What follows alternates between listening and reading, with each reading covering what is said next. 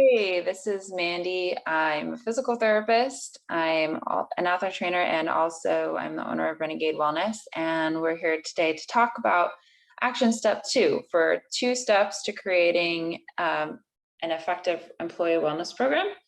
So step 1 was envision and assess. We talked about how to get the assessments and some of the considerations for that.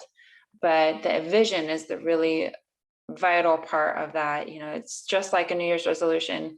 They can be really nice thoughts, but unless you create a targeted way to achieve them, they're nothing more than those. They're just nice thoughts.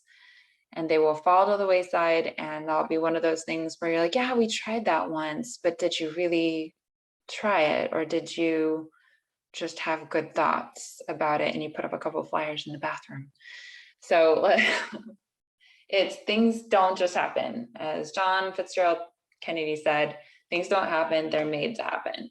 And getting out good information to your employee base on things that they want to learn out about requires some investment and time, and often some financial investment by the employer.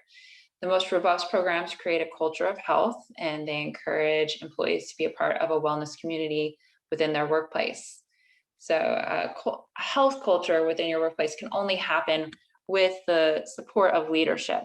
It's the work environment that's so important to help you make healthy choices. If everybody's going to McDonald's for lunch, not going to create that culture of health. You can maybe get McDonald's here and there, but creating a lunchroom where there's just fruit and vegetables available to snack on at any time. Don't have crap vending machines that sell the whatever easy to grab cookies that'll give you a quick spike in your blood sugar and make you feel like you got a few calories in. Provide easy selections for employees. Those types of things. You want to make sure that culture, that community, the workplace is really supporting healthy choices. But it's, again, starts from the leadership. So common employee wellness factors to address. The CDC, Centers for Disease Control, notes that regular physical activity is one of those things that you can do for your health, right? It's just one of those things we don't tend to do as much as we should. So regular physical activity reduces the risk of heart disease, diabetes, obesity. We could go on forever. It improves your sleep, improves your mood, energy levels, helps with pain management. It's the closest thing to a wonder drug that we have. And only about half of us get 150 minutes of moderate activity a week. What is moderate activity? Because I think that putting that into perspective is really helpful for people. So moderate activity is something that some nerds way back in the day actually did measure. We measured a ton of different activities. So we could say this is a light activity, this is a heavy activity. And there were things like gardening, vacuuming, sweeping, riding your bicycle. We measured all that. And so we can actually legit tell you vacuuming is a moderate exercise. So if, let's just say, even 10% more of us decided that we were going to really go for this 150 minutes a week thing, that's 22 minutes a day. That's 22 minutes of vacuuming or 22 minutes of mopping a day that we'd need to get in to achieve that overall 150 minutes of moderate activity in a week. And our houses would be so much cleaner, or at least mine would. I'm not trying to judge yours, but mine would be real good if I could get in 22 minutes of vacuuming a day. But that's just an example. That's what a moderate activity level is. We're not asking you to go out and do sprints down the street, nothing crazy, just a little bit of vacuuming. Walking at a moderate pace for you, what feels like a moderate pace, because that indicates your heart rate most likely will be going at the level we want it to go for it to be a moderate activity. Light, slow walking is not going to get it there. And so that's what we're looking for. Something that's like, oh, this feels, like a little bit, but not a lot. We just need to get it to there. So that's, there's lots of different things we could specifically target. Definitely physical activity is one of them. But you want to take what you get from your employee.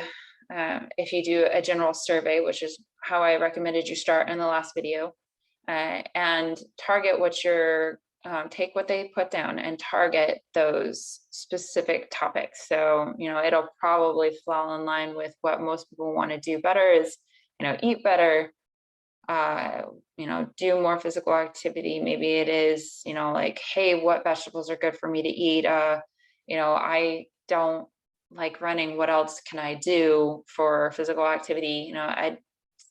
There's always something out there that we can figure out for people to do that's not running. So many people hate it.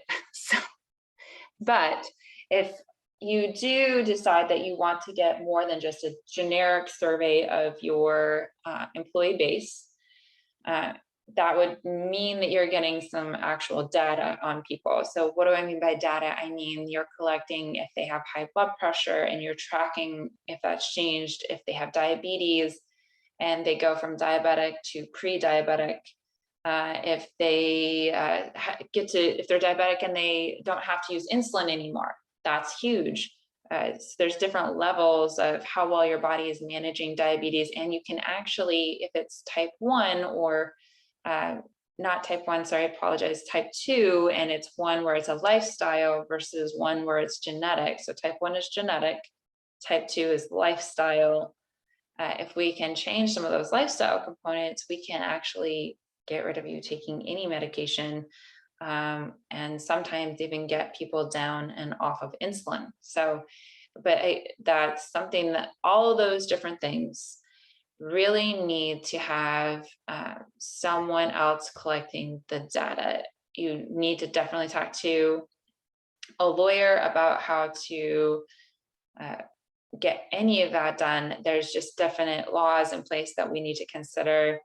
One of the big ones is the Genetic Information Non-Discrimination Act. So you can't collect information about if someone has diabetes, high blood pressure, high cholesterol, and then fire them because you know that they're going to cost you more money because they will have higher insurance premiums than someone who doesn't have those. So that's one thing, like you can't just have access to people's medical information, which we all inherently know. But when you're setting this up and you want to do it the right way and you want to see how you're moving the needle on your employee health, getting some other input on how to go about that is really key. So there's a couple different documents out there put on, the CDC has them. I'm more than happy to forward them to anybody that wants to take a look at them. And they're really vital if you're going to actually collect any of that actual data from your employees. So going forward in the next one, we're going to talk about how to implement a wellness program. So you've got the input from the employees, you got the support from the leadership saying, yes, we're going to make this happen. If you're going to collect data, you contact a lawyer or you bring in a third party that helps you with that. And now we're going to talk about implementing what your employees want to see in their wellness program. All right, coming at you in the next video. Have a great afternoon, day, whatever it is for you.